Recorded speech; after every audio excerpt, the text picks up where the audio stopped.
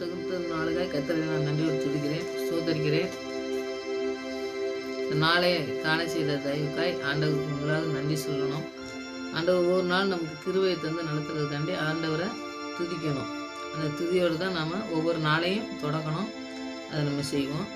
இன்றைக்கி நம்ம சிக்ஷை, ஆண்டவர் நம்மளை எதுக்கு சிக்ஷிக்காரு, என்ன காரணத்துக்காண்டி செய்கிறாரு அப்படிங்கிறத நாம் வேத வசனத்தின் மூலமாக நம்ம தியானிக்கும் பொழுது எதுக்காக அவர் நம்மளை இப்போ மனுஷங்க என்ன செய்கிறாங்க, ஆண்டவர் நமக்கு என்ன செய்கிறாரு அப்படிங்கிறத நம்ம இன்றைக்கி வசனத்தின் மூலமாக படிக்கலாம்.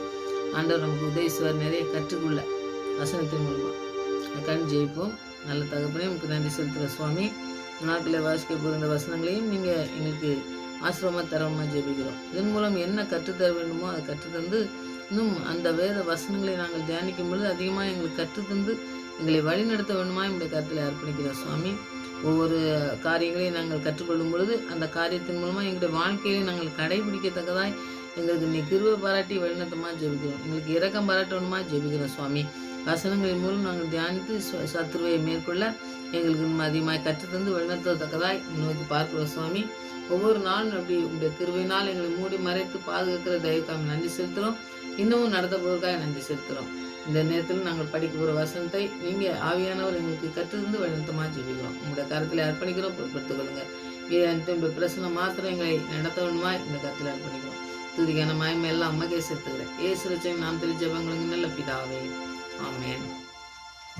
இன்னைக்கு கர்த்தரின் சிக்ஷை அப்படிங்கிறது என்ன அப்படிங்கிறத நம்ம ஒரு தலைப்பை நம்ம படிக்கும்போது பார்த்திங்கன்னா, சிக்ஷைங்கும் போதே நம்ம நம்மளை தாய் தகப்பன்லாம் நம்மளை ஒரு கண்டிச்சு, அதை கண்டிப்புன்னு சொல்லலாம். நம்ம கண்டித்து இந்த வழியில் போகக்கூடாது, இந்த வழியில் தான் போகணும், இப்படி தான் நடக்கணும் அப்படின்னு சொல்லி நம்மளை சொல்கிறாங்க பார்த்திங்களா.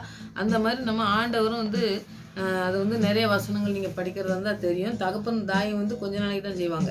ஆனால் ஆண்டவர் நம்மளை இந்த உலகத்தில் எவ்வளோ நாள் இருக்கமோ அது வரைக்கும் நம்மளை சரியான பாதையில் நடத்தி செல்றதுக்கு நம்ம அர்ப்பணிச்சிருந்தோம்னாக்கி அவர் அற்புதமாக நம்ம அவருடைய கரத்தில் நாம் இருந்து நடத்தப்பட நம்ம அதுக்கு தான் சிக்ஷிக்காருன்னு சொல்லி நம்ம படிக்கலாம் வசனத்தின் மூலமாக.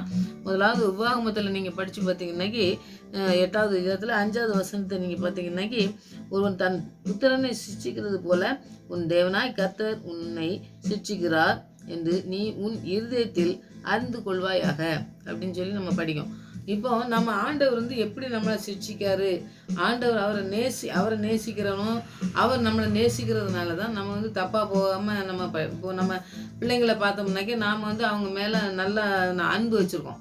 நம்ம பிள்ளைங்க தவறான காரியம் செஞ்சிடக்கூடாது, அவங்க நல்ல அதாவது பரிசுத்தமாக வாடுறதுக்கோ மற்ற வேலைகளில் நல்லா உண்மையாக இருக்கிறதுக்கு, அவங்க வாழ்க்கையில் நல்லா மற்றவங்களுக்கு முன்மாதிரியாக இருக்கணும் அப்படிங்கிறதெல்லாம் நம்ம கற்றுக் கொடுக்கறது தான். நம்ம அவங்கள ஏதாவது தப்பான காரியத்தில் செய்யும் பொழுது இப்படிலாம் செய்யக்கூடாது அப்படின்னு சொல்லி நம்ம பிள்ளைங்களை அன்பு வச்சுருக்கனால தான் சொல்லுவோம். இல்லாட்டா நமக்கு அக்கறை இல்லாத சில பெற்றோர்கள் பார்த்திங்கன்னாக்கி அக்கறையே இருக்காது, நம்ம பிள்ளைங்கள்லாம் நம்ம அவங்க இஷ்டப்படியே போயிட்டு போட்டோம் அப்படின்னு சொல்லி விடுவாங்க பார்த்திங்களா. அவங்கெல்லாம் ஒன்றும் கண்டிக்கவே மாட்டாங்க. நிறைய கண்டிக்காத பிள்ளைங்கள்லாம் தவறான பாதையில் போய் அவங்க கஷ்டப்படுறத நம்ம பார்க்கோம். அந்த மாதிரி இல்லாமல் நம்ம பிள்ளைங்களை முதல்ல ஆண்டவர் கரத்தில் அர்ப்பணிக்கணும். அர்ப்பணித்து அவங்க ஆண்டவர் என்ன சொல்லி தராரு அப்படிங்கிறதே படிக்க சொல்லணும். நாமளும் அந்த கண்டிப்பில் நடக்கணும். வசனத்தின் மூலமாக நம்ம எப்படி போய்த்து நடத்துகிறோமோ அது மாதிரி பிள்ளைங்க நல்லா அவங்க வாழ்க்கை அமையும். மற்றவங்களுக்கும் அவங்க ஆசீர்வாதமாக இருக்கிறதுக்கு ஆண்டவர் பயன்படுத்துகிற பிள்ளைங்களாக மாற்ற அவரால் முடியும். அதனால் தகப்பன் தான் நம்ம தகப்பன் ஒரு தகப்பன் எப்படி அன்பு காட்டுறாரோ அது மாதிரி அன்பு காட்டுறதுக்கு தான் அவர் இந்த மாதிரி சரியான பாதையில் போகிறது சொல்கிறாரு. அதை நம்ம என்னமோ ஆண்டவர் நம்மளை அடிச்சிடுவாரோ, இல்லாட்டா இவர் என்ன சிரிச்சு நம்மளை என்ன பண்ணிடுவாரோ அப்படின்ட்டு நாம் அதுக்கு பயந்தும் இருக்க வேண்டாம், அதுக்கு கீழ்ப்படியாமல் இருக்கக்கூடாது. இந்த ரெண்டுமே நம்ம செய்யாமல் ஆண்டவருக்கு சத்தத்துக்கு கீழ்ப்படுகிற பிள்ளைங்களா இருந்தோம்னாக்கி அவர் செய்கிறதுலாம் நமக்கு நன்மைக்கு அப்படின்னு சொல்லி எடுத்துகிட்டு நம்ம போகலாம். ஆனால் நம்ம இவங்கெல்லாம் படித்தா இஸ்ரேல் மக்கள்லாம் அப்படிலாம் இருக்கவே இல்லை. ஆனால் தகப்பன் பிள்ளைங்களை எப்படி தண்டிப்பாங்களோ, எப்படி நம்ம சத்தம் போடுதோமோ அந்த மாதிரி தான் அவர் செய்கிறேன்னு சொல்லி உன் இருதயம் தானே கேடுபாடு உள்ளதுன்னு பைபிளே சொல்லுது. அந்த மாதிரி இருதயத்தில் நீ நினச்சேன்னா நீ சரியான பாதையில் போவாங்கிறது தான் உபாகமத்தில் நம்ம படித்த வசனத்துக்கு நம்ம நமக்கு சொல்லித்தர ஆண்டவர் சொல்லித்தர காரியங்கள் அதை நம்ம கற்றுக்கிடணும். அதில் நம்ம உறுதியாக நிற்கிறதுக்கு ஆண்டவர்கிட்ட நம்ம ஜெபிக்கணும். அவங்கெல்லாம் இல்லை, ஆனால் நாம் இருக்கணும். நம்ம ஆண்டவர் எப்படி நம்ம தகப்பன் அப்படிங்கிறத நம்ம முடிவு பண்ணி அவர் தான் நமக்கு எல்லாம். நம்ம இருதயத்துக்குள்ள நம்ம ஆண்டவரை நம்ம குடி வச்சுட்டோம்னாக்கி அவர் இருதய கதவை தட்டுறாருன்னு சொல்லி நம்ம பார்க்க பார்த்தீங்களா. நம்ம இருதயம் தான் எல்லா காரியங்களையும் செய்யக்கூடிய காரியங்கள், சிந்தனைகள், ஏதேங்கள் அதெல்லாம் ஆண்டவருக்கு அர்ப்பணித்து நம்ம ஜெபிக்கிற பிள்ளைங்களாக இருக்கிறதுக்கு நம்ம அர்ப்பணிப்போம். அடுத்து பார்த்திங்கன்னா நீதிமொழிகள் 3:11 நீங்கள் பார்த்தீங்கன்னாக்கி நீதிமொழிகள் 3:11 பார்த்தீங்கன்னா, என் மகனே, நீ கர்த்தருடைய சிட்சையை அற்பமாக எண்ணாதே, அவர் கடந்து கொள்ளும்போது சோர்ந்து போகாதே. இப்போ நம்ம பிள்ளைகளை பற்றி நம்ம சொன்னோம் பார்த்தீங்களா, அவங்க நம்ம ஏதாவது சத்தம் போடும்போது அவங்க ஐயோ நம்ம இப்படி சொல்கிறாங்களே அப்படின்னு சொல்லிட்டு அவங்க ஒருவேளை இப்படிலாம் சத்தம் போடுறாங்களேன்னு சோர்ந்து போகிறவங்களும் இருக்காங்க, எதிர்த்து நிற்கவங்களும் இருப்பாங்க. அந்த எதிர்த்துன்னா ஆசீர்வாதத்தை சுதந்திரிக்க முடியாது, ஆனால் சோர்ந்து போகக்கூடாது அப்படின்னு சொல்லி ஆண்டவர் சொல்கிறாரு. அப்போ ஆண்டவரும் நம்ம தகப்பன் நம்ம உலக தகப்பன்மார் எப்படி நம்ம கண்டிக்கமோ அதே மாதிரி தான் நீ சாதாரணமாக ஏதாவது தப்பு பண்ணோம்னா அவர் கண்டித்து உணர்த்தக்கூடிய காரியங்களை சொல்கிறாரு. அதுக்கு நம்ம கீழ்ப்படியணுமே இல்லையா. அதுக்காண்டி நீ அற்பமாக எண்ணக்கூடாது. அவர் ஏதாவது சொன்னார்னாக்கி இதில் என்ன கருத்து இருக்குது அப்படிங்கிறத நம்ம வேதத்தில் அறியலாம், ஜெபித்து ஆண்டவர்கிட்ட பெற்றுக்கொள்ளலாம். அந்த மாதிரி நம்ம அவர் ஏதாவது சொன்னார்னா நம்ம இது செய்யாத அப்படின்னு சொல்லி நமக்கு வசனத்தின் மூலமாக சொல்லும் பொழுது செய்யாமல் இருக்கிறது ரொம்ப நல்லது. அதனால சோர்ந்து போக வேண்டிய அவசியம் கிடையாது. ஆண்டவருக்கு கீழ்ப்படிஞ்சு அவருடைய சிக்ஷையை அவர் கண்டிச்சாருனாக்கி அதுக்கு நாம் அற்பமாக எண்ணாமல் அதுக்கு கீழ்ப்படியதுக்கு நம்ம அர்ப்பணிக்கணும். அப்போ அற்புதமாக நம்மளை நடத்தக்கூடிய காரியங்களை ஆண்டவர் செய்வார். அவர் பரிசு நம்ம என்ன செய்கிறதுக்காண்டி ஆண்டவர் இப்போ உலக தகப்பனை நான் ஒப்பிட்டு நான் சொன்னேன். அது ஒப்பிட்டு பேசுகிறது ஒரு வேதத்தின் அடிப்படையில் அது சரியான காரியம் கிடையாது. ஏன்னா ஆண்டவரே சொல்லிட்டாரு, அவன் கொஞ்ச காலம் நான் நீடித்த நாளுக்கு கடந்தது உலகம் எவ்வளோ நாளைக்கு நீ இருக்கியோ அது வரைக்கும். அவன் ஒரு 10-20 வயசு வரைக்கும் தான் அவங்கள கண்டிப்பாங்க. அப்புறம் அவங்க உலகத்தில் எவ்வளோ நாள் இருக்காங்களோ அந்த நாட்களில் தான் கண்டிப்பாங்க. அதனால உலக தகப்பனுடைய நம்முடைய ஆண்டவராக இயேசு கிறிஸ்து நம்முடைய தகப்பனாக இருக்கேன்னு சொல்கிறாரு பாருங்க, சிட்சிக்கார. அதுக்கும் நம்ம சம்மந்தப்படுத்தி ரொம்ப ஒன்றும் நம்ம பார்க்கக்கூடாது. இப்போ நான் உங்களுக்கு ஒரு எக்ஸாம்பிளுக்குன்னு சொன்னேன்னு வெளியே அதுக்கு தகுதி உள்ளவங்க நம்ம தகப்பன் தாயெல்லாம் கிடையவே கிடையாது. அதனால் அதுக்கெல்லாம் மேலான ஆண்டவரை நாம் அது கூட ஒப்பிட்டு பேச வேண்டாம். ஆனால் பாருங்கள், அவர் எதுக்கு அவங்க உலகத்தில் ஏதாவது ஒரு வேலை பார்க்கணும், மற்ற அந்த காரியங்களுக்கு தான் சொல்லுவாங்க. அவங்களுக்கு பேர் வேணும் அப்படிங்கிறதுக்காண்டி. ஏன்னா பிள்ளை கெட்டு போச்சுனாக்கி அந்த பேர் கெட்டு போகும். தாய் தப்பம் பாரு எப்படி வளர்த்துருக்காங்கன்னு சொல்லுவாங்கங்கிறதுக்காண்டி அதுக்கு பயந்து நிறைய பேரண்ட்ஸ் அந்த மாதிரி செய்கிறாங்க. ஆனால் ஆண்டவர் வேதாமத்தை படிக்கும்போது பார்த்தீங்கன்னாக்கி அவர் பரிசுத்தத்துக்கு அவர் என்ன காரியங்கள்னால் உலக காரியங்கள் கிடையாது, அவர் ஆவிக்குரிய காரியங்களுக்கு கொண்டு போகிறதுனால நாம் இதுக்கு சம்மதம் கிடையாது. இது ரொம்ப முக்கியமானது, நம்ம கடைபிடிக்க வேண்டியது. அவர் என்ன செய்யறது, பரிசுத்தமாக்குறதுக்கும் அவருடைய அவர் சித்தத்தை நம்முடைய வாழ்க்கையில் பரிபூர்ணமாக செய்கிறதுக்கும் பார்த்தீங்கன்னாக்கி அதுக்காக தான் சில சோதனைகள், துன்பங்கள், சில வியாதிகள்லாம் நமக்கு வருது பார்த்தீங்களா. அந்த நேரத்தில் நமக்கு ஐயோ ஆண்டவர் நம்மளை கைவிட்டுட்டாரா, நம்மளை இந்த மாதிரி தண்டிச்சிட்டாரு அப்படின்னு சொல்லி நம்ம சிலர்லாம் சொல்லுவாங்க பார்த்தீங்களா. அந்த மாதிரி கிடையாது. அவருடைய வழிநடத்தல் ஒரு பெரிய வழிநடத்தல் இருக்குது. அதில் சில பிரச்சனைகள் வந்ததுனாக்கி அவர் அதுக்காண்டி அவர் நேசிக்காரா, நம்மளை நேசிக்கலையான்லாம் சொல்லக்கூடாது. அவர் எப்பவும் நம்மளை நேசிக்கிறவர், அன்பு காட்டுறவர். அதனால் அவருடைய அன்பு மாறாது. அவர் யார் நேசிக்கிறாரோ அவரை தான் நான் சிரிச்சிக்கேன்னு சொல்கிறாரு. அப்போ அந்த காரியங்கள் செய்யும் பொழுது நாம் எப்பவும் ஏதாவது இந்த பிரச்சனைகள் வரும்பொழுது ஆண்டவர் நோக்கி தான் நம்ம ஜெபிக்கிற பிள்ளைங்களாக இருக்கணும். வெளியே மற்ற காரியங்கள் நம்ம சோர்ந்தோ நம்ம விழுந்து போகிறோம், நம்மளுக்கு யாருமே இல்லை, கைவிட்டாங்க, எல்லாம் ஆண்டவரும் கைவிட்டார் அப்படின்னு சொல்லி நம்ம சில நேரத்தில் நினைக்க பார்த்தீங்களா. அது தவறான காரியம். அது அப்படி ஆண்டவர் செய்கிற ஆண்டவர் கிடையாது. அதை நம்ம உறுதியாக நம்ம புரிஞ்சுக்கிட்டா தான் நம்ம ஆண்டவர் மேலே விசுவாசம் வைக்க முடியும். அதை நீங்கள் செய்யுங்க. ஆண்டவர் எப்பவும் நம்மளை நேசிக்கிறவர். அவருக்கு பரிசுத்தமாக அவர் சித்தம் செய்யணும், பரிசுத்தமாக வாழணும், அதுதான் அவருக்கு விருப்பம். அந்த விருப்பத்தை செய்கிறதுக்காண்டி தான் நம்முடைய வாழ்க்கையில் சில துன்பங்கள் அதெல்லாம் வருது. அந்த துன்பங்களை மீண்டு வர்றதுக்கு நமக்கு ஆண்டவர் நமக்கு உதவி செய்கிறவராக இருக்கார். அதனால் என்னுடைய வாழ்க்கையெல்லாம் நடந்திருக்கு அந்த மாதிரி. அது மாதிரி நீங்களும் துன்பங்கள் பிரச்சனை வந்துட்டோன்னா ஆண்டவர் நம்மளை கைவிட்டாரோன்னு சொல்லி நீங்கள் நினைக்கவே வேண்டாம். அவர் நம்ம மேலே அன்பு வச்சுருக்காரு. அவருடைய அன்பு எப்போவுமே குறையவே குறையாது. அதனால் அவரை நம்ம நம்பலாம். அவர் ஏதாவது நம்ம கீழ்ப்படியாதனால ஏதாவது பிரச்சனை வந்ததுன்னா கூட ஆண்டவர் நோக்கி, ஆண்டவரே நாங்கள் கீழ்ப்படியாமல் இப்படி செஞ்சுருக்கோம், நமக்கே தெரியும் பார்த்தீங்களா, அந்த மாதிரி சொல்லி நம்ம ஆண்டவர்கிட்ட மன்னிப்பு கேட்கும் பொழுது அவர் மனம் திரும்புத ஒரு பாவி நிமித்தம் சந்தோஷம் பரலோகத்தில் என்னாருன்னா, இங்கே நீங்கள் மனம் திரும்பி வரும்பொழுது ஆண்டவர் மன்னிப்பார். அதனால் அந்த மன்னிப்பை பெற்றுக்கொண்டு நம்ம வாழறதுக்கு ஆண்டவருடைய நாமத்தை உயர்த்துறதுக்கும் நம்ம வந்து அதுக்கு ஒப்பு கொடுத்து நீங்கள் ஜெபிங்க. அந்த ஆசீர்வாதத்தை ஆண்டவர் தருவார். வெளிப்படுத்தலில் அடுத்தது வெளிப்படுத்தல் 3:19 நீங்கள் படித்து பார்த்தீங்கன்னாக்கி இந்த சபைகள் எல்லாம் குறித்து படிக்கும்போது நம்ம படித்தோம். நான் நேசிக்கிறவர் எவ்வளோ அவர்களை கரிந்து கொண்டு சிற்றிக்கிறேன், ஆகையால் நீ ஜாகிரதையா இருந்து மனம் திரும்பு. இது மனம் திரும்புதலை தான் ஆண்டவர் சொல்கிறாரு. மனம் திரும்பி வந்தோம்னாக்கி ஆண்டவருடைய ஆசீர்வாதத்தை நீங்கள் சுதந்திரிக்க முடியும். அதுலேயும் பார்த்தீங்கன்னாக்கி நீங்கள் ஆண்டவருடைய சுவிசேஷத்தை அவருடைய சுவிசேஷம் சொல்கிறதுக்கோ மற்ற அவருடைய காரியங்களை சொல்லும் பொழுதோ நாம் வந்து சரியான பாதையில் போகாமல் பரிசுத்தமாக வாழாமல் ஆண்டவருக்கு சித்தத்தை செய்யாமல் இருந்தோம்னாக்கி நம்ம ஆண்டவர் ஊழியத்தை செய்யும் பொழுதோ மற்றவங்களுக்கு நம்மளை சொல்லும் பொழுதோ அவருடைய நாமத்தை நாம் வந்து மகிமைப்படுத்துகிற பிள்ளைங்களாக இருக்க மாட்டோம். அதனால் சரி செய்யக்கூடிய காரியங்களை தான் ஆண்டவர் சரி செய்வார். அதை வந்து நீங்கள் ரொம்ப முக்கியமாக நீங்கள் அவர் நேசிக்காரு, நம்ம மேலே நம்மளை நேசம் வச்சுருக்காரு, நம்ம மேலே அன்பு வச்சுருக்காரு. அதனால தான் அந்த மாதிரி சரியான பாதையில் போகிறதுக்கு நம்ம காட்டுதார் அப்படிங்கிறத நீங்கள் தெரிஞ்சுக்கணும்.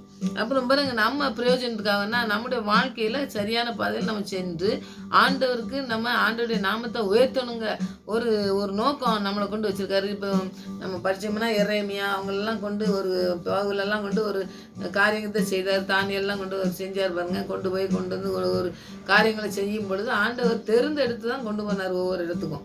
அப்படி எஸ்தர் அவங்களெல்லாம் படித்தோம் பார்த்தீங்களா, அவங்களெல்லாம். அப்போ நம்மளையும் கொண்டு ஒரு ஏதோ காரியம் செய்கிறதுக்காண்டி நம்மளை பரிசுத்தப்படுத்தாருன்னு சொல்லி அந்த நமக்கு கீழ்ப்படியாமல் நம்ம ஏதாவது செஞ்சிருவோம் பார்த்தீங்களா, அந்த நேரத்தில் ஆண்டவரே நீங்கள் உம்முடைய நாமத்தையும் மகிமைப்படுத்தணும், எங்களுடைய வாழ்க்கையும் உமக்கு பிரயோஜனமாக இருக்கணும், அதுக்காக தான் நீங்கள் எங்களை வந்து சிரிச்சிக்கிங்க. அதனால் நாங்கள் வந்து அதில் நாங்கள் திருந்தி வாழறதுக்கு எங்களுக்கு கிருபையை தாங்க அப்படின்னு சொல்லி நம்ம படிக்கலாம். எபிரேயர் 12:7 அந்த காரியங்களை நீங்கள் படிக்கலாம். அவர் நமக்கு பிரயோஜனத்துக்காக தான் அவர் சிரிச்சிக்காரு. தகப்பன் சிரிச்சிக்காத மகன் உண்டோ அப்படின்னு சொல்லி நம்ம பார்க்க பார்த்தீங்கன்னா, அது மாதிரி பிள்ளைகளை தண்டித்து வளர்க்குறதுல தவறே கிடையாது. அவங்க வந்து மற்றவங்களுக்கு முன்மாதிரியாக வாழறதுக்கு நாம் வந்து அவங்கள முன்மாதிரியாக வாழறதுக்கு நம்ம கற்றுக் கொடுக்கணும். கற்றுக் கொடுத்தா தான் அவங்க படிப்பாங்க. இல்லாட்டா அவங்க வாழ்க்கையும் வந்து பாருங்கள் முன்மாதிரியாக இருக்காது. அதனால் மற்றவங்களுக்கு முன்னாடி ஆண்டவர் முன்மாதிரி அவரே நமக்கு முன்மாதிரியை வச்சு போகிறாரு. ஏன்னா நான் என்ன போல் நடங்க அப்படின்னு சொல்லி. அப்போ அதை பார்த்து தான் சீசர்கள்லாம் நடந்தாங்க. அந்த மாதிரி ஒரு முன்மாதிரி நம்ம வாழ்க்கையில் இருக்கணும். நம்ம வந்து நம்ம வாழ்க்கை வந்து பிள்ளைங்களுக்கு ஒரு முன்மாதிரியாக இருக்கணும். இவங்களை போல் வாழணும், இவங்களை போல் நடக்கணும் அப்படிங்கிற காரியங்களில் வேதாமத்தின் மூலமாக நம்ம படிக்கும் பொழுதே அந்த இதை கற்றுக்கணும். அவங்க நம்ம வாழ்க்கையின் மூலமாக கற்றுக்கிறத மாதிரி நம்ம நடந்துக்கிட்டோம்னாக்கி அது பெரிய ஆசீர்வாதத்தை கொண்டு வருங்கிறத நாம் வந்து எந்த விதத்திலும் சந்தேகமே இல்லை. அதனால் நாம் கண்டிக்க வேண்டிய அவசியமே கிடையாது. பைபிளை படித்து ஆண்டவரோடு கூட பேசுறதுக்கு நம்ம கற்றுக் கொடுத்துட்டோம்னாக்கி அவரே அவங்களெல்லாம் எல்லாத்தையும் சரியான பாதையில் கொண்டு போவார். அதனால் பிள்ளைகளை முழுமையாக நம்ம வந்து ஆண்டவருக்குன்னு அர்ப்பணித்து நம்ம ஜெபிக்கிற பிள்ளைங்களாக இருப்போம். ஆண்டவர் பெரிய காரியங்களையும் செய்வார். அடுத்தது எபிரேயரில் நீங்கள் நிறையா வசனம் இருக்குது. நீங்கள் படிச்சிங்கனாக்கி எபிரேயர் 12வது அதிகாரத்தில் 5வது வசனத்துலேருந்தே நீங்கள் படிச்சிங்கனாக்கி நிறைய வசனங்கள் இருக்குது. அதை நீங்கள் ஃபுல்லாக படிச்சிங்கன்னா தெரியும். அன்று என் மகனே, கர்த்தருடைய சிட்சையை அற்பமாக எண்ணாதே, அவரால் கடிந்து கொள்ளப்படும் போது சோர்ந்து போகாதே. 6வது வசனம், கர்த்தர் எவனிடத்தில் அன்பு கூறுகிறாரோ அவனை அவர் சிட்சித்து தாம் சேர்த்து கொள்கிற எந்த மகனையும் தண்டிக்கிறார் என்று பிள்ளைகளுக்கு சொல்லுகிறது போல உங்களுக்கு சொல்லுகிற புத்திமதியை மறந்தீர்கள்.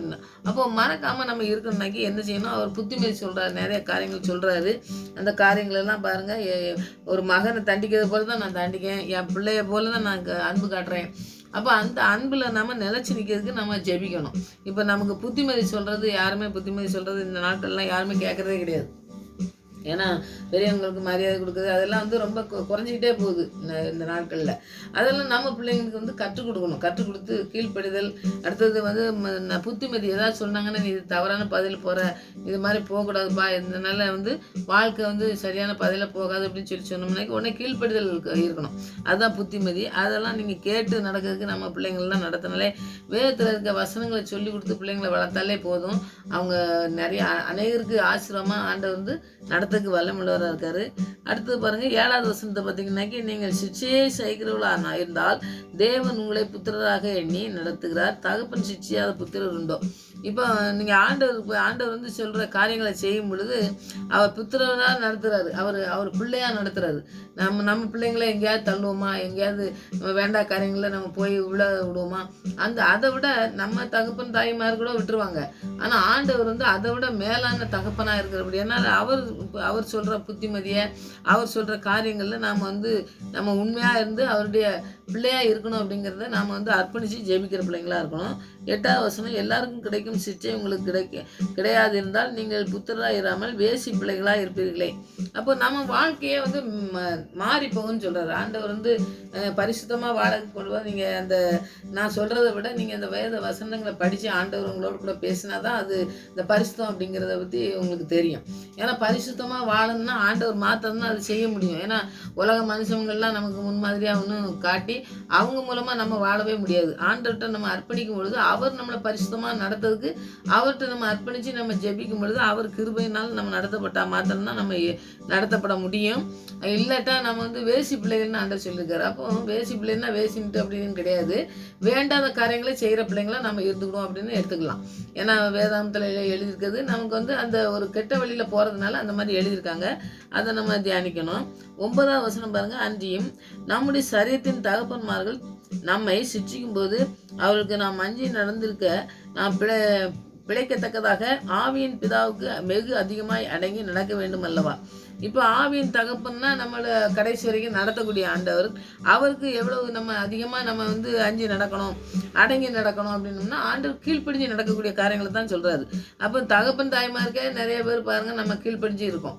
அவங்க சொன்னாங்கன்னாக்கி உடனே அதை விட்டு நம்ம வேறு யாரும் சொன்னோம்னா நம்ம கேட்கவே மாட்டோம். பார்த்தீங்களா, அந்த மாதிரி பிள்ளைங்களும் நிறைய பேர் இருக்க தான் செய்கிறாங்க. ஆனால் அதை விட ஆண்டவர் சொல்கிறத இன்னும் அதிகமாக கேட்கணும் அப்படிங்கிறது தான் வேதாமத்தில் இருக்கிறத. அதனால தான் இந்த வசனங்களை நான் படிக்கேன். நீங்கள் இந்த வசனங்கள்லாம் பிள்ளைகளுக்கு கற்றுக் கொடுக்கும் பொழுது அவங்க வந்து இதை படிக்கும்பொழுது ஆண்டவர் அவங்களோட கூட பேசுறதுக்கு நீங்கள் ஜெபிங்க. ஆண்டவர் பெரிய காரியங்களை செய்யத்தான் செய்வார். அதை நம்ம உணர்ந்து நம்ம பிள்ளைங்களும் நடப்பாங்க. அவங்களுக்கு நாம் தனியாக சொல்லணும்னு அவசியம் இல்லை. வேதாமத்தை படிக்க சொன்னாலே அதன் மூலமாக ஆண்டவர் பேசுவார். 10வது வசனம் பாருங்க, அவர்கள் தங்களுக்கு நலமென்று தோன்றபடி கொஞ்ச காலம் சிக்ஷித்தார்கள். இவரோ தம்முடைய பரிசுத்துக்கு நாம் பங்குள்ளவளோ ஆகும்பட்டு நம்முடைய பிரயோஜனத்துக்காகவே நம்மை சிக்ஷிக்கிறார். நம்முடைய வாழ்க்கையில் பிரயோஜனமாக இருக்கணும், நம்ம வந்து ஆண்டவருக்கு பிரயோஜனமாக இருக்கணுங்கிறதுக்காண்டி சிக்ஷிக்கார் அப்படின்னு சொன்னோம்னா நம்முடைய வாழ்க்கை எல்லாமே வந்து உலகத்தில் வாழ்கிற நாட்களில் ஆண்டவருக்கு பிரியமாக வாழ்ந்துட்டு நம்ம பரலோக ராஜ்யத்துக்கு சொந்தமான பிள்ளைங்களாக போகணுங்கிறது தான் ஆண்டவருடைய விருப்பம். அதை நம்ம செய்யும் பொழுது அதை வந்து நம்ம பெற்றுக்கொள்ள முடியும். 11வது வசனம், எந்த சிக்ஷையும் தற்காலத்தில் சந்தோஷமாய் காணாமல் துக்கமாய் காணும் ஆகிலும் பிற்காலத்தில் அதில் பழகினவர்களுக்கு அது நீதியாகிய சமாதான பலனை தரும். இந்த வசனங்களை நீங்கள் பூரா நீங்கள் ஃபுல்லாக படிங்க. எபிரேயர் 12வது அதிகாரத்தில் 5வது வசனத்துலேருந்து 11வது வசனம் வரைக்கும் நீங்கள் படிச்சிங்கன்னாக்கி இந்த சிக்ஷையை பற்றியே நீங்கள் நல்லா படிக்கலாம். நீங்கள் படிக்கும்போது ஆண்டவர் உங்களோடு கூட பேசுவார். பிள்ளைகளுக்கு அதிகமாக நீங்கள் கற்றுக் கொடுங்க, அது பெரிய ஆசீர்வாதத்தை கொடுக்கக்கூடியது. ஏன்னா வந்து நம்ம ஆண்டவருக்கு பங்குள்ள பிள்ளையாராக மாறணுங்கிறதுக்கு தான் நம்மளை வந்து சிக்ஷிக்காரு. நம்ம கொஞ்ச காலம் சிக்ஷித்ததுன்னா அந்த அவர் ஏதோ சொல்லும் பொழுது நமக்கு கோபமாக வரும். சிலர் வந்து பாருங்கள், பிள்ளைங்களுக்கு நம்ம ஒரு புத்திமதி சொன்னோம்னா போகாதனம்னா கோபம் வந்துடும். ஆனால் அது வந்து தெரியணும், அது என்ன காரணத்துக்காண்டி சொல்கிறாங்கன்னு தெரிஞ்சுக்கிட்டாங்கன்னா அவங்க அந்த மாதிரி பேசுறதுக்கு வாய்ப்புகளே கிடையாது. அந்த மாதிரி ஆண்டவர் சொல்கிற காரியங்களை நீங்கள் 11வது வசனத்தில் அந்த தான் சொல்கிறாரு. அந்த துக்கமாய் தோன்றும், அந்த தற்காலத்தில் துக்கமாக தோணும், என்ன இப்படி கஷ்டப்படுத்துறாங்க அப்படின்னு சொல்லுவோம். ஆனால் பிற்காலத்தில் அது பழகினவர்களுக்கு அது நீதியான சமாதானம். அவர் வந்து எதுக்கு சொன்னார், நமக்கு கண்டிச்சாங்க, நம்மளை ஆண்டவர் ஏன் கண்டிக்காரு, ஏன் வந்து இந்த மாதிரி செய்யாதன்னு சொல்கிறாரு அப்படிங்கிறத நம்ம புரிஞ்சுக்கிட்டோன்னு வைங்க, அந்த காரியங்களில் நம்ம போகவே மாட்டோம். தவறான காரியங்கள் செய்யறதுக்கு போக மாட்டோம். ஆண்டவர் சொன்ன காரியங்களை நம்ம செய்கிறதுக்கு ஆண்டவர் என்னென்னலாம் கற்றுத்தராரோ அதை நம்ம கற்றுக்கொண்டு பிள்ளைங்களுக்கு நம்ம கற்றுக் கொடுக்கணும். அநேக பிள்ளைகளுக்கு நம்ம கற்றுக் கொடுக்குற பிள்ளைங்களுக்கு நம்ம பிள்ளைகளை மாற்றுறதுக்கு ஆண்டவர்கிட்ட ஜெபிக்கணும். அதுதான் இந்த சிக்ஷைங்கும் போதே யாருமே விரும்பாத ஒரு காரியம். அதை ஆண்டவர் செய்யும் பொழுது என்ன மாதிரி நடக்கும் அப்படிங்கிறத நம்ம வேத வசனத்தின் மூலமாக படிக்கும். நமக்கு வர ஒரு துன்ப நேரத்தில் ஒரு கஷ்ட நேரங்கள்லாம் வருது பார்த்தீங்களா, அந்த நேரத்தில் நம்ம ஆண்டவரை தேடி நம்ம வாழ்க்கையை ஆராய்ச்சி பார்க்கணும். நம்ம வாழ்க்கையில் என்ன குறைகள், நான் இப்போ சொன்னேன் பார்த்தீங்களா, அதெல்லாம் பிள்ளைங்களுக்கு நம்ம கற்றுக் கொடுக்கக்கூடிய காரியங்கள். இது முக்கியமாக வந்து பிள்ளைகளுக்காக தான் அந்த சிக்ஷையை பற்றி நான் வந்து சொல்கிறதுக்கு ஒன்று. ஆண்டவரும் வந்து நிறையா பிள்ளைகளை பற்றின்னு சொல்கிறாரு. அதனால் அதை வந்து நீங்கள் செஞ்சு பாருங்கள். நம்ம வாழ்க்கையில் என்ன குறைகள் இருக்குது, தேவனுடைய சித்தத்துக்கும் அவருடைய பரிசுத்தத்துக்கும் எதிரான காரியங்கள் ஏதாவது நம்முடைய வாழ்க்கையில இருக்கா? அது அது இருந்ததுனாக்கி என்னை அகற்றி நான் ஆண்டவரே உமக்கு பிரியமான காரியங்களை செய்கிறதுக்கு எனக்கு வந்து கற்றுத்தாங்க ஆண்டவரே அப்படின்னு ஜெபிக்கணும். நம்முடைய விசுவாசம் உறுதிப்படுத்தும், விசுவாசம் சோதிக்கப்படலாம். நம்ம விசுவாசம் ஒரு சில காரியங்களில் பாருங்கள், விசுவாசமே சோதிக்கப்படுது. ஏன்னா வந்து இப்போ 1 பேதுரு 1:7 சொல்லுவார், பொன்னை வெளியே கூட நம்ம அந்த தங்கத்தெல்லாம் பார்த்தீங்கன்னாக்கி நீங்கள் அந்த இடத்துல நீங்கள் படித்து பார்த்தீங்கன்னா 1 பேதுரு 1வது அதிகாரத்தில் 7வது வசனத்தை நீங்கள் படிச்சிங்கன்னா, அழிந்து போகிற பொன் அக்கினினாலே சோதிக்கப்படும், அதை பார்க்கலும் அதிக விலையேற பெற்றது இருக்கிற உங்கள் விசுவாசம் சோதிக்கப்பட்டு இயேசு கிறிஸ்து வெளிப்படும் போது உங்களுக்கு புகழ்ச்சியும் கனமும் மகிமும் உண்டாக காணப்படும் சொல்லி அந்த இடத்துல நம்ம படிக்கும் பார்த்தீங்களா. அந்த காரியங்கள் வந்து நம்ம இந்த ஆண்டவருக்கு பிரியமான காரியங்கள் இருக்குனாலும் அதுக்காக அந்த காரியங்களை அகற்றி எங்களுக்கு உம்மோடு கூட நாங்கள் உறுதியாக பற்றி பிடித்து கொண்டு அந்த விசுவாசத்தில் நாங்கள் இருக்கணும் அப்படின்னு சொல்லி நம்ம வந்து ஜெபிக்கணும். அப்படியே நம்ம விசுவாசிகளுக்கு சில சோதனை அந்த மாதிரி சோதிக்கப்பட்டு இந்த மாதிரி கனங்கள் அந்த மாதிரி பிரச்சனைகள் வந்திருந்தாலும் அந்த கனமகிமே நமக்கு தருவதற்காக தான். அவருடைய பிள்ளை அப்படிங்கிற காரியங்களில் நம்ம விலகி போயிருந்தோம்னாக்கி அதை வந்து நம்ம ஜெபிக்கும் பொழுது அதை வந்து நமக்கு திருப்பி தந்து அந்த பரிசுத்தத்தை தந்து நம்மளை ஒரு விசுவாசியாக இருக்கிறதுக்கு நமக்கு வந்து நம்ம ஏதோ தவறு இப்போ செஞ்சுருந்தோம்னாக்கி அதில் வந்து ஒரு தண்டனை, அதாவது நம்ம வந்து மனம் திரும்பும்போது நம்மளை மன்னித்து அன்பு காட்டி நம்மளை மன்னிப்பார். ஆனால் அதுக்கேற்ற தண்டனை வந்து இருக்கும். ஏன்னா வந்து அவர் நீதி உள்ள நியாயாதிபதி. நம்ம கீழ்ப்படியாமல் வேறு ஏதோ அவருக்கு புரியமில்லாத காரியங்கள் செய்யும் பொழுது அதுக்கேற்ற தண்டனைகள், சின்ன தண்டனைகள் வந்து கிடைக்க தான் செய்யும் அப்படின்னு சொல்லி நம்ம வேதாந்தத்தில் நம்ம நியாயாதிபதி எல்லா இடத்துலையுமே நம்ம படிக்கணும். நியாயம் செய்கிறவர் அவர் வந்து செஞ்ச நீங்கள் தவறான காரியங்கள் செஞ்ச உடனே அந்தால அதை மன்னிச்சிருவார். ஆனால் அதுக்கேற்ற தண்டனை வந்து பின்னாடி நடக்கும்னு சொல்லி நம்ம பார்க்கோம். நிறைய பேர் காரியங்களில் நம்ம படிக்க பார்த்தீங்களா, அந்த மாதிரி தண்டனைக்கு ஆளாகிறாங்க. என்ன ஆண்டவருக்கு கீழ்ப்படியாத காரியங்களை செய்யும் பொழுது அந்த தண்டனையை ஒரு பிள்ளைக்கு தகப்பன் கொடுக்கும் சிச்சையும் என்பதும் நம்ம அவர் பிள்ளையாய் அவரோட ஐக்கியம் வைக்கிறது, அவரோட கூட ஐக்கியம் வச்சு வாழறதுக்கு தான் நமக்கு வந்து இந்த சிச்சையை தவிர அவருக்காண்டி மனம் திரும்பி வந்துச்சோம்னா மன்னிச்சிடுவார். மன்னிச்சு அதுக்கு ஏற்ற தண்டனை வந்து கிடைக்குன்னு சொன்னால் அவர் வந்து நீதியுள்ள நியாயாதிபதி. ஏன்னா தேவன் அன்புள்ளவர்னு சொல்லிட்டு நம்ம நினச்சிட்டு என்ன பண்ணுவோம்னா நிறைய அவருக்கு பிரியமில்லாத காரியங்கள் நம்ம செய்கிறோம். இப்போ யாத்ராமத்தில் எடுத்திங்கனாலும் சரி, தாவீதை எடுத்தாலும் சரி, நீங்கள் 2 காரியங்கள் நான் சொல்கிறேன், அதை நீங்கள் படித்து பார்த்தீங்கன்னா தெரியும். அந்த யாத்ராமத்தில் வந்து பார்த்தீங்கன்னாக்கி ஆண்டவர் பிரியமில்லாத காரியங்களை கண்டுக்குட்டி வச்சு கும்பிடுவாங்க. அப்போ அந்த காரியங்கள் செய்யும் பொழுதோ ஆண்டவருக்கு பிரியமில்லாத காரியங்கள் செய்யும் பொழுதோ வாதம் வந்து அவங்க மறித்து போகிறவங்க நிறைய பேர் அந்த யாத்திராமோ அந்த இடத்துல மோசே கூட போகிற இடத்துல அந்த இடத்துல நடக்கும். தாவீது வாழ்க்கையில் பார்த்தீங்கன்னாக்கி அவன் பச்சை வாழ்ங்க கூட அந்த கணவனை கொண்டுட்டு அந்த பெண்ணோட இருக்கும்போது பிறக்க குழந்தை வந்து மறித்து போகுது. அப்பவும் பாருங்கள் அவனுக்கு ஏற்ற தண்டனை கிடைக்கும். ஏன்னா வந்து ஆண்டுகிட்ட ஜெபிக்காமல் யுத்தத்துக்கு போகிறதே இல்லை, எல்லா இடத்துலையும் ராஜாவாகி யுத்தம் பண்ணி எல்லாத்துலேயும் ஜெயத்தோடு இருந்தாலும் அவன் செஞ்ச அந்த தவறு வந்து பார்த்தீங்களா, சின்ன தவறு பெரிய தவறுலாம் கிடையாதுங்க. ஆண்டவருக்கு பிரியமில்லாத காரியங்களை செஞ்சான். அடுத்தவனுடைய மனைவியை வந்து வஞ்சித்து அதை வந்து ஒரு குழந்தை பிறந்து அந்த குழந்தை மரித்து போய் அப்புறம் வந்து பார்த்திங்கன்னா நீ வந்து ஒளிப்பிடத்தில், அதாவது ஆண்டுக்கு தெரியாத இடத்துல நீ செஞ்சாலும் அதுக்கேற்ற தண்டனை உனக்கு வந்து பின்னாடி பார்த்திங்கன்னா நிறையா கஷ்டம் தாவீதுக்கு. அப்போ தாவீது எனக்கு இதயத்துக்கு ஏற்றவன் அதனால் அவன் செஞ்ச தப்பை வந்து நான் வந்து மன்னிச்சிடுறேன் அப்படின்னு கிடையாதுங்க. அவர் வந்து தவறு செஞ்சதுக்கு மன்னிப்பு பெற்றுக்கொண்டார். அதுக்கு பிறகு உயிர் வாழ்ந்தார் பார்த்தீங்களா. அது மாதிரி நான் தவறு செஞ்சுட்டேன் ஆண்டவரே இந்த காரியத்தில் அப்படின்னு சொல்லி தீர்க்கதரிசி சொல்லும் பொழுதும் அவர் ஒத்துக்கிட்டாலும் அதுக்கேற்ற பலன் பின்னாடி பார்த்தீங்கன்னா நிறையா அவருடைய வாழ்க்கையில் அவங்க மனைவி அவங்கெல்லாம் பார்த்தீங்கன்னாக்கி பிள்ளைகளோட அப்படி ஒரு அசிங்கமான ஒரு காரியங்கள் வந்து நடக்குது. ஏன்னா இவன் வந்து இந்த மாதிரி தவறான காரியம் செஞ்சதுனால அதுக்கேற்ற தண்டனையை வந்து ஆண்டவர் கொடுத்தாரு தாவீதுக்கு. அந்த மாதிரி நம்மளுக்கும் பார்த்திங்கன்னா நம்ம தப்பே செய்யாமல் இருக்கிறதுக்கு தான் ஆண்டவர் சிரிச்சிக்காரு. அவருக்கு பிரியமாக வாழணுங்கிறத நம்ம செய்யணும். நம்ம சின்ன தவறு பண்ணிட்டோம்னா ஆண்டவருக்கு பிரியமில்லாத காரியங்கள் ஏதாச்சும் செஞ்சிட்டோம்னு வைங்க, அதை மன்னித்து நம்மளுக்கு நடத்துவார். ஆனால் அந்த தவறு செஞ்சோம் பார்த்திங்களா, அந்த தவறுக்கு ஏற்ற தண்டனை கிடைக்கும். அதை வந்து மாற்ற முடியாது அப்படிங்கிறத நம்ம பார்க்கணும். அதனால் தண்டனையை பெறாமல் நம்ம ஆண்டவருக்கு பிரியமான காரியங்களை செய்கிறதுக்கு நம்ம வந்து ஆண்டவருக்கு அர்ப்பணித்து நம்ம ஜெபிக்கணும். நம்ம ஜெபத்தை வந்து நம்ம எப்பொழுதும் ஆண்டவர் அன்புள்ளவர், எல்லாவற்றையும் மன்னிச்சிடுவார், நம்ம செஞ்ச தவறுகளெல்லாம் மன்னிச்சிடுவார் அப்படிங்கிறதெல்லாம் கிடையவே கிடையாதுங்க. அதுக்கேற்ற தண்டனைகள் வந்து நமக்கு பின்னாடி உண்டு, மன்னிப்பும் உண்டு, அதுக்கு தண்டனையும் உண்டு. ஏதாவது தவறு நம்ம செஞ்சுருந்தோம்னாக்கி, அதனால் தவறுகள் செய்யாமல் இருக்கிறதுக்கு ஆண்டவருடைய அபிஷேகத்தை பெற்றுக்கொண்டு வாழ நம்ம அர்ப்பணிக்கணும். நம்ம ஒரு காரியங்கள் செய்யும் பொழுது ஆண்டவருக்கு பிரியமில்லாத காரியங்கள் நம்ம செய்கிறோம். அப்போ பாருங்கள், சில தண்டனைகள் சில பிரச்சனைகள் மாட்டிக்கிடுறோம். ஏன்னா ஆண்டவர்கிட்ட ஜெபித்து நம்ம போனோம்னு வைங்க, எந்த காரியமும் கரெக்டாக நடக்கும். நாங்கள் ஒரு தடவை நாங்கள் ஒரு இடத்துக்கு போகும்பொழுது நம்ம ஆண்டவர்கிட்ட ஜெபிச்சுட்டு, ஆண்டவரே இந்த இடத்துக்கு போகலாமா போகண்டாமான்னு நம்ம கேட்டோம்னு வைங்க, அவர் நம்ம கூட பேசுகிற ஆண்டவர். அப்போ நம்ம இந்த இடத்துக்கு போகாத அப்படின்னு சொல்லும்போது, அந்த இடத்துக்கு போகும் நம்ம முயற்சி பண்ணால் கூட ஆண்டவர் ஏதோ ஒரு தடைகளை உண்டாக்கி நம்ம போகாமல் இருக்குது. அதுதான் நமக்கு ஆண்டவர் கொடுக்குற கிருபை.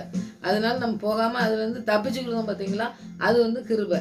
ஆனால் அந்த இடத்துக்கு நம்ம தவறி ஆண்டவரே போகக்கூடாதுன்னு சொன்ன இடத்துக்கு திருப்பி போனோம்னு வைங்க, அங்கே போய் நம்ம ஏதாவது மாட்டிக்கிட்டு நம்ம திருப்பி ஆண்டவர்கிட்ட மன்னிப்பு கேட்க வருவோம். அதுக்கு பிறகு தண்டனை கிடைக்கும். அது செய்யாமல் இருக்கிறதுக்கு நம்ம ஒரு சின்ன எக்ஸாம்பிள் கொடுத்தேன். நீங்கள் இன்னும் நிறைய உங்களுக்கு தெரியும்னு நினைக்கிறேன். அந்த மாதிரி நீங்கள் புரிஞ்சுக்கிட்டு இந்த மாதிரி காரியங்கள்லாம் இறங்கும்போது ஆண்டவர்கிட்ட ஜெபிக்காமல் எந்த காரியங்களும் நீங்கள் செய்யவே செய்யாதுங்க. அப்போ நீங்கள் இந்த வேண்டாத காரியங்களில் விட மாட்டீங்க.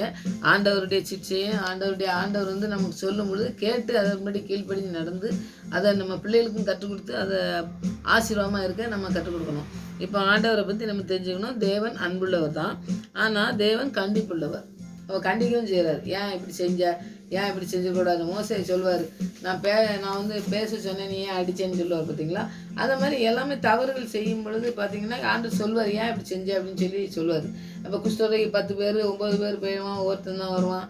ஏன்டா 9 பேர் வரலையா, ஏன் என்னாச்சு அப்படின்னு கேட்பார். அப்போ அந்த கேள்விகள் கேட்கும் பொழுதே பார்த்தீங்கன்னாக்கி அவர் ஏதோ ஒரு காரியத்தை நீ ஏன் செய்யலை அப்படின்னு சொல்லி கண்டிக்காரு. அப்போ அந்த கண்டிக்கிறத ஆண்டவர் கண்டிப்புள்ளவர் அப்படிங்கிறத நம்ம தெரிஞ்சுக்கணும். ஏன்னா அன்பு மட்டும்தான் இருக்குது அப்படின்னு சொல்லி நம்ம உலகத்தில் நல்லா ஏதோ நம்ம ஒன்றும் அன்புள்ளவர் தான், அவர் எல்லாத்தையும் நம்ம மன்னிச்சிடுவார் அப்படின்னு சொல்லி நம்ம ஒரு பயம் இல்லாமல் வாழ்வாங்க பார்த்தீங்கன்னா சிலர். அந்த மாதிரி வாழக்கூடாது. அசட்டையாக எண்ணிட்டு இது என்ன செய்கிற அப்படின்னு சொல்லுவாங்க பாருங்க. அந்த மாதிரி வாழக்கூடாது. ஆண்டவர் காரியத்தில் ஆண்டவர் சொல்கிற காரியங்களில் நம்ம கீழ்ப்படிஞ்சு நடக்கிறதுக்கு வசனங்கள் நிறைய இருக்குது. அதை நம்ம தியானிக்கலாம். அப்போ தான் ஆண்டவர் நமக்கு ஆசீர்வாதத்தை தருவார். நமக்கு தயவு செய்து போல் கண்டிப்பும் இருக்குது. நமக்கு தயவு செய்தார். நமக்கு ஏதாவது தெரியலன்னு கேட்டோம்னா, ஆண்டவரே தயவு செய்து ஏதாவது சொல்லித்தாங்க, ஏதாவது கற்றுத்தாங்க அப்படின்னா செய்கிறாரு. ஆனால் அதில் கண்டிப்புள்ள என்பதையும் அறிஞ்சு நம்ம நடக்கணும். இப்போ நம்ம கண்டிக்காரு, நம்ம கண்டித்து நடத்தக்கூடிய ஆண்டவர் உடனே நம்மளுக்கு எல்லாத்தையும் தயவு செஞ்சுருவார், அன்பு காட்டிடுவார். அது எல்லாமே படிச்சுக்கிடுவாங்க. நிறைய பேர் பாருங்கள், நம்ம இந்த இடத்துல இந்த சப்ஜெக்ட் படித்தது சிக்ஷைன்னு சொல்லி படித்தோம். இதில் பார்த்திங்கன்னா நிறைய காரியங்கள் ஆண்டவர் நமக்கு கற்றுத்தரக்கூடிய காரியங்களை தான் படிக்கும். அந்த வேத வசனத்தின் மூலமாக அது சிம்பிளாக படித்தாலும் நம்ம அவர் ஒரு வசனத்தின் மூலமாக நம்ம படித்தாலும் கூட அதிலே நிறைய கருத்துக்கள் நம்ம சொல்லிட்டு நம்ம வாழ்க்கையை மாற்றக்கூடிய ஆண்டவர். அதனால் வேதாகமத்தை நீங்கள் நிறைய படிங்க. அப்போ நீங்கள் ஆசீர்வாதத்தை சுதந்திரிக்க முடியும்.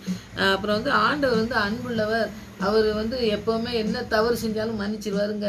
அந்த வாழ்க்கை வாழுது தவறான காரியம். அதை நீங்கள் நிறையா வசனங்களை படிச்சிங்கன்னா சொல்லுவார். ஆண்டவர் எழுதிச்சிருக்கிறது நிறைய படிச்சிங்கன்னாக்கி உங்களுக்கு தெரியும். அவர் அன்புள்ளவர்.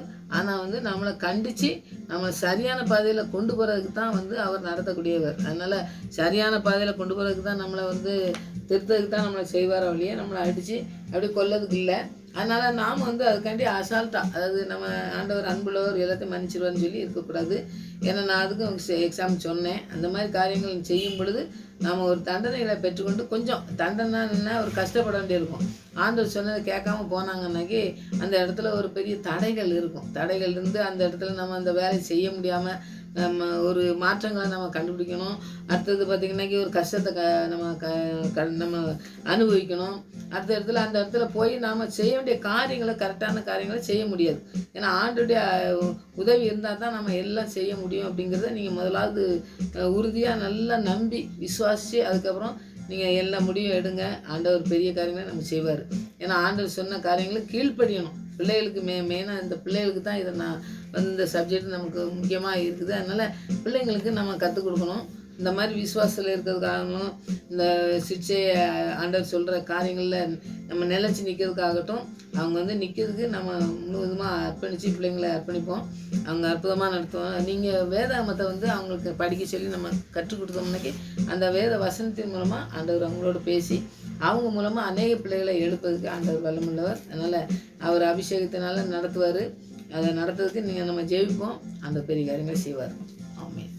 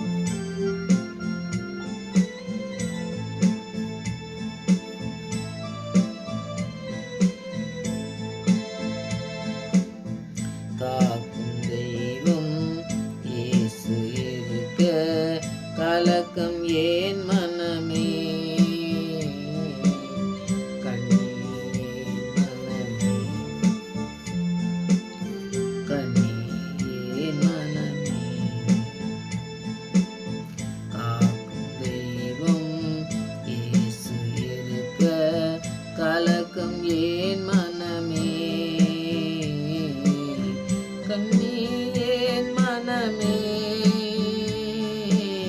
கண்ணீர் மனமே.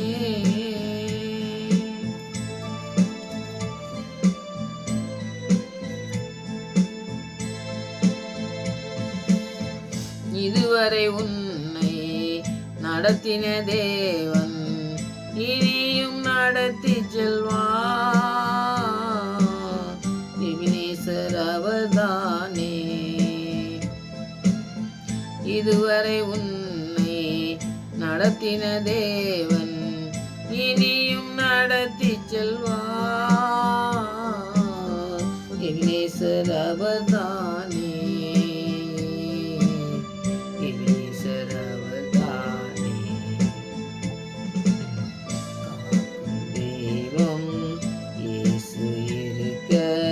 கலக்கம் ஏன் மனமே,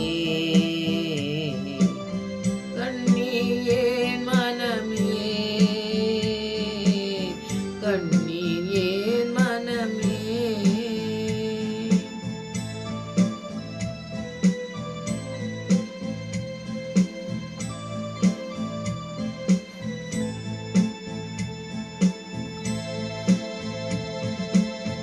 பாடுகள் சகித்தால் பரமனின் வருகையில் கூட சென்றிடலாம்,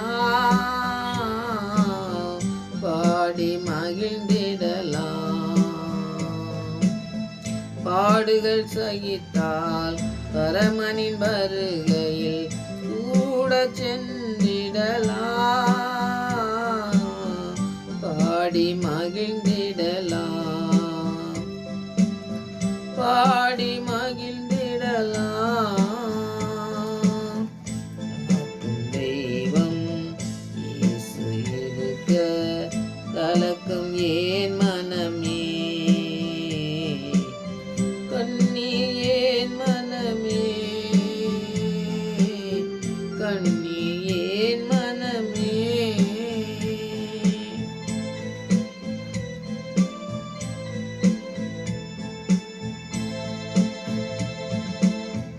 காண்கின்ற உலகம் நமது இல்லை, காணாத பரலோகம் தான் நமது குடியிருப்பு.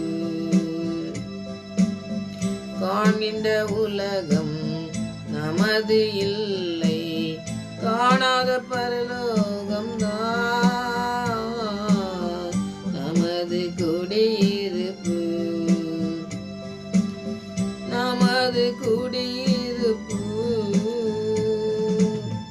காக்கும் தெய்வம் இயேசு இருக்க கலக்கம் ஏன் மனமே, கண்ணீர் ஏன் மனமே, கண்ணீர் ஏன் மனமே.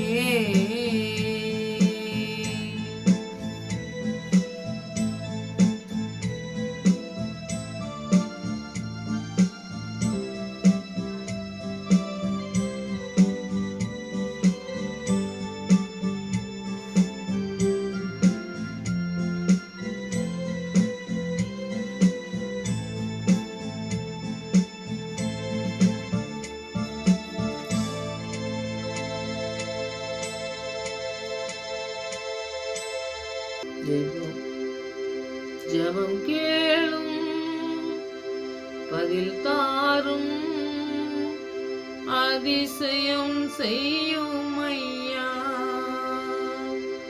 எங்கள் ஜெபம் கேளும் பதில் தாரும், அதிசயம் செய்யும் ஐயா. சுவாமி, பிள்ளைகளுக்காகவும் எங்களுக்காகவும் எழுதி தந்த இந்த வார்த்தைகளுக்காக நன்றி சுவாமி.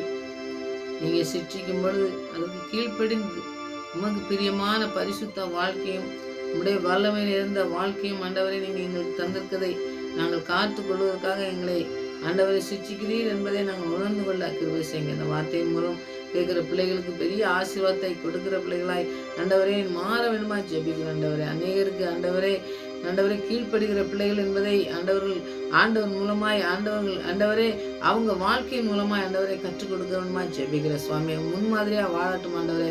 பிள்ளைகளுக்கு ஆண்டவரே நீங்க எழுதி தந்திருக்கிற இந்த வார்த்தைகள் அநேக பிள்ளைகளுடைய வாழ்க்கையிலே பிரவேசிக்க வேணும். இந்த வார்த்தைகள் ஆண்டவரே அவர்களை சரி செய்ய வேணுமா ஜெபிக்கிற சுவாமி. அவங்க ஆண்டவரே சிக்ஷிப்பது எதற்காக என்பதை உணர்ந்து கொள்ள கிருபை செய்யுங்க ஆண்டவரே. அதை ஆண்டவரை கடைபிடிக்க நீங்க உதவி செய்யுங்க ஆண்டவரே. நீங்க உதவி செய்வதை அவங்க அறிந்து கொண்டு அந்த உதவியை அநேகருக்கு ஆண்டவரே இந்த உதவி செய்கிற ஆண்டவர் என்பதை ஆண்டவரை கற்றுக் கொடுக்கிற பிள்ளைகளாய் காணப்பட அவங்களுடைய வாழ்க்கையை மாற்ற வேண்டுமா ஜெபிக்கிற ஆண்டவரே. உமக்கு கீழ்ப்படுகிற வாழ்க்கையை வாழ அவங்க அர்ப்பணிக்கட்டும். உங்களுடைய சித்தத்துக்கு அர்ப்பணித்து வாழட்டும் ஆண்டவரே. சரியான பாதையிலே செல்வது ஆண்டவரே நீங்க மாத்திரம் சரியான பாதையை கொண்டு போவீங்க என்பதை உணர்ந்து கொண்டு ஓட உங்களை கிருபை செய்யுங்க. ஒவ்வொரு நாளும் ஆண்டவரே பிசாசானவன் எவனை விழுங்கலாமோ என்று சுற்றி திரியும் போது பிள்ளைகளை ஆண்டவரை பாதுகாக்கிற கரம் கூட இருந்து வார்த்தையின் மூலமாக நீங்கள் அவங்களோடு கூட பேசி எச்சரிப்பின் சத்தத்தை கொடுத்து நீங்கள் ஆண்டவரை கீழ்ப்படிய கற்றுத்தாங்க. பரிசுத்தமாய் வாழ கற்றுத்தாங்க. பிள்ளைகளை முழுதுமாய் அர்ப்பணிக்கிற சுவாமி. நீங்கள் பரிசுத்தத்திலும் வல்லமையிலும் தயவிலும் அன்பிலும் ஆண்டவரை நிலைத்து நிற்க கிருபை செய்யுங்க. உங்களிடத்தில் அன்பாய் இருக்கும் பொழுது நீங்கள் பிள்ளைகளோடு கூட அன்பாய் இருந்து அவளை ஆண்டவரே நேர்த்தியாய் நடத்துகிற தேவனாக இருக்கீங்க. அதுக்காண்டி உங்களுக்கு நன்றி செலுத்துகிற சுவாமி. எங்களை முற்றிலுமா உங்களுடைய பிள்ளைகளாய் மாற்றுங்க ஆண்டவரே. உங்களுடைய பிள்ளையை ஆண்டவரே நீங்கள் எவ்வளோ நேசிக்கிறீர் என்பதை நாங்கள் கண்டுகொள்ளத்தக்கதான கிருபையை நீங்கள் தர வேண்டுமா ஜெபிக்கிறோம். எங்களுடைய கண்கள் எப்பொழுதும் உண்மையே நோக்கி இருக்கட்டும் ஆண்டவரே. எந்த இடத்திலும் நாங்கள் உண்மைய ஆண்டவரை கீழ்ப்படியாதபடி மற்ற சத்தத்துக்கு நாங்கள் கீழ்ப்படிந்து ஓடாதபடி எங்களை சரி செய்ய வேண்டுமா ஜெபிக்கிற ஆண்டவரை. எந்த இடத்துல நாங்கள் சரியான பாதையில் போகாமல் இருக்கிறோமோ அதை சரியான பாதையிலே சென்று ஆண்டவரே இந்த தண்டனை பெற்றுக்கொள்ளாதபடி உங்களுடைய ஆண்டவரை நமக்கு கீழ்ப்படிந்து வாழ்கிற பிள்ளைகளாக அநேகரை எழுப்ப கிருபை செய்யுங்க. அப்படிப்பட்ட வார்த்தைகளை நீங்கள் ஆண்டவரை படிக்கும் பொழுது அவர்களோடு கூட பேச வேண்டுமா ஜெபிக்கிறேன். அவர்களோடு இடைப்பட வேண்டுமா ஜெபிக்கிறேன். அப்படியே வாழ்க்கையை முழுவதுமாய் பொறுப்படுத்திக் கொள்ளுங்க ஆண்டவரை. விழுந்து விடாதபடி பிள்ளைகளை ஆசீர்வித்து வழிநடத்துமா ஜெபிக்கிறோம். ஒவ்வொரு பிள்ளைகளும் ஆண்டவரே ஆசீர்வாதத்தை சுதந்திரித்துக் கொள்ளட்டும். ஒவ்வொரு இழந்து போன ஆசீர்வாதத்தை பெற்றுக்கொள்ளட்டும். தகப்பனே அவருடைய குடும்பங்களின் மூலம் அநேக குடும்பங்கள் எழும்பட்டும். பிள்ளைகளின் மூலம் அநேக ஆசீர்வாதத்தை சுதந்திரித்துக் கொள்ளட்டும். அப்படிப்பட்ட ஆசீர்வாதத்தை இந்த நாட்களையும் தந்து வழிநடத்த போவதற்காக நன்றி செலுத்துகிறோம். உங்களுடைய நாமத்தை மாத்திரம் மகிமைப்படுத்துகிற பிள்ளைகளாய் காணப்பட கிருபை செய்யுங்க. உங்களுடைய ஜெபத்துக்கெல்லாம் பதிவுபடுத்தி இந்த நாள் வரை நடத்தி வருகிற நன்றி ஆண்டவரே. இன்னமும் நடத்த போவதற்காக நன்றியோடு துதிக்கிற சோதரிக்கிறோம் ஆண்டவரே. எல்லா இடங்களிலும் உங்களுடைய கரம் மாத்திரம் எங்களை வழி நடத்துவதை நாங்கள் கண்டுகொள்ள கிருபை செய்யுங்க. அப்படின்னு செய்வதற்காக நன்றி செலுத்துவோம். ஜெபத்துக்கு பதிவுபடுத்தோம்னா நன்றி. மறுபடியும் உங்களுடைய சமூகத்தில் வறுமை காத்து வழிநடத்தமாக ஜெபிக்கிறேன். துதிகரமாய் எல்லாம் அமைக்க செலுத்துகிறேன். ஏசு ரச்சனை ஜெபங்கள் நல்ல பிதாவே. ஆமென்.